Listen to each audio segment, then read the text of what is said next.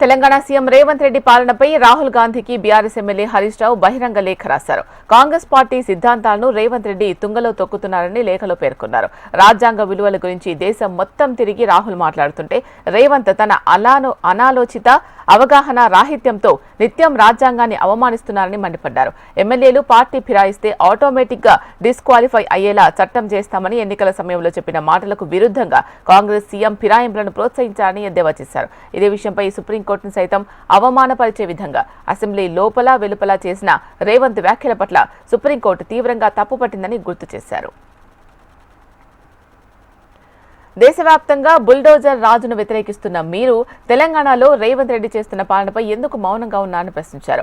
హైడ్రా మూసీ ప్రక్షాళన పేరిట బుల్డోజర్లు పంపి పేద మధ్యతరగతి ఇళ్లు కూలగొడుతున్నారని చెప్పారు.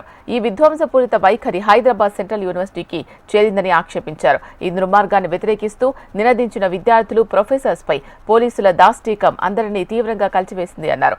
ఫార్మా విలేజ్ పేరుతో పచ్చని పొలాల్లో చిచ్చురేపి ఆదివాసీ రైతులకు బేడీలు వేస్తే మౌనమునిగా మిగిలిపోయారని విమర్శించారు. మోడీ ప్రభుత్వంపై ఒకవైపు మీరు పోరాటం చేస్తుంటే మరోవైపు మీ సీఎం ఆయన్ను బడే భాయ్ అంటున్నాడు అన్నారు. ఇవన్నీ మీ అంగీకారంతో జరుగుతున్నాయా లేక మీకు తెలిసి కూడా మౌనం వహిస్తున్నారా అని ప్రశ్నించారు హరీష్ రావు.